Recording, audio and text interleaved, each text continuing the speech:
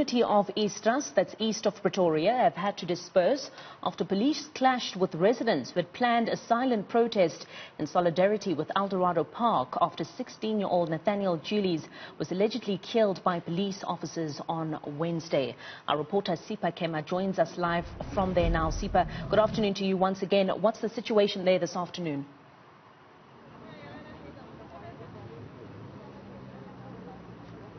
Well, Lindy, as you said, that clashes between the residents and the police when the residents came together at this spot right here to start, of course, a peaceful march towards the park where, of course, the program was supposed to start with the pastor giving a prayer. But as they started to gather here, the police came.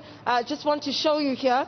The police came and told them that they need to ensure that they disperse.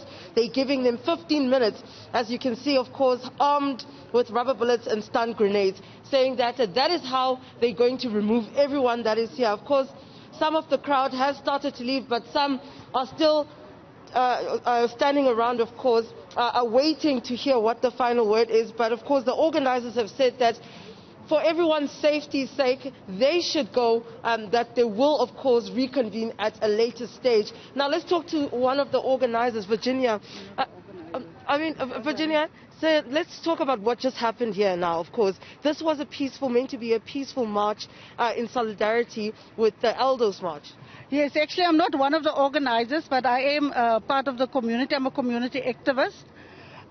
We came here today to pray in solidarity with Eldorado Park and in support of Nathaniel Julies, who was so brutally shot and killed by police officers.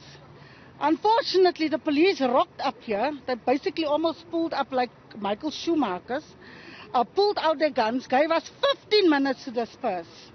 There are mothers with their children. I was with my children and my grandchild. There were other mothers with their children. And they disregarded. They said, if you don't disperse in 15 minutes, we will shoot. Our pastor came and she prayed for them, Pastor Carol, and she at least got her part of the program in. But I must say that we as a community are terribly, terribly disappointed in the police, seeing that there was meetings with them during the week regarding regarding the gathering today. And all we wanted to do is to pray. I mean, why is it that when it comes to the lives and matters of colored people, we are always sidelined? Are we not part of South Africa? Are we not part of this community? Is the government not also our government? What is it that we should do? We only wanted to pray for a boy who was killed by a government police officer. We should not get that wrong. And we hope that there will be justice for him eventually at the end. Oh, thank you, Virginia. Now, let's talk to Estelle. Now, Estelle is one of the people that has brought us here today, of course, to come and witness the protest, well, the march, rather. And, of course, it didn't end well, Estelle, today. I'm very disappointed. The whole purpose of this march was for us as a community. Look, we can't go to Eldorado Park. We can't. We know that there is social distancing protocol. We know there's restrictions on how many people who can gather. So we can't go to Eldorado Park. So we organized our own march to say to the family of Nathaniel Julies, we stand with you. We feel your pain. Right? We hear your cry for justice. And here from Eersterust, we are crying out with you for justice. We don't want this to be another case that is just swept under the rug, another situation where the case number disappears, where an officer gets off on a technicality, where because he labeled somebody, he had the right in his own mind to take that child's life. So all we were doing is coming to say that we understand and we stand with you. And they literally, this guy, he came from Nelspruit, he told us 6 o'clock this morning. He was given instructions from the highest ranks of the police to say, Eersterust will not march today. We don't care what you're marching about. We don't care what the message is. They didn't even engage with us on that level. They came in with force and they told us, you will not march today. And if you try, we'll throw all of you in jail and we'll shoot everybody who starts. We came here and we had to ask the people to leave because we don't want any more deaths. We don't want any more deaths for people who are just saying, see us, we matter.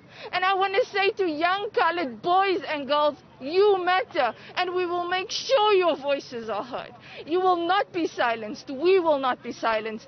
Justice will prevail for Nathaniel. Now, Estelle, of course, one of the things that you're protesting about here is police brutality, as you mentioned. But now you've been met with guns blazing by the police officers.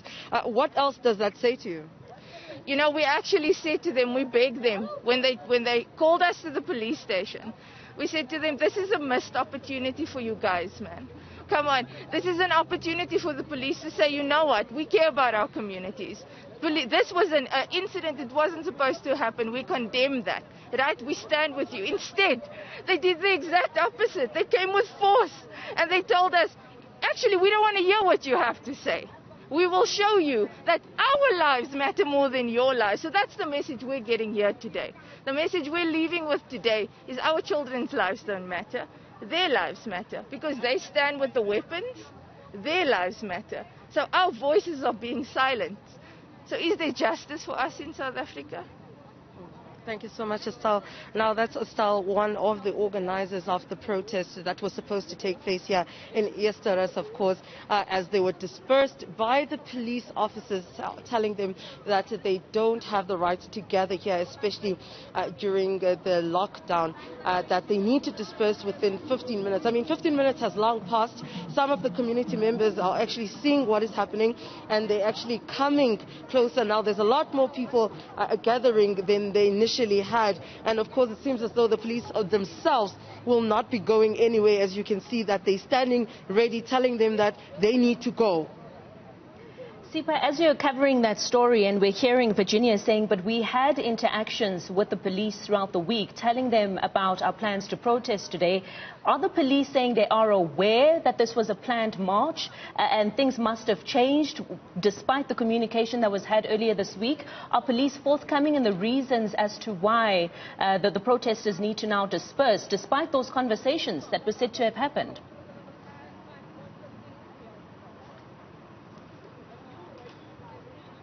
Well, Lindy, of course, the police officers, they came in here, they did not leave room for negotiations or to hear them out or hear any form of explanation.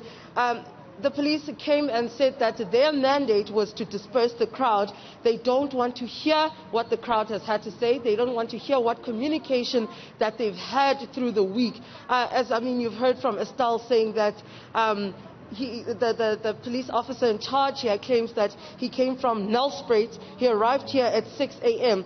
Now, they had communication with the Eersterust police station, who is not present right now at this moment, of course. So it's led by someone from a different province to come all the way here to Eersterust.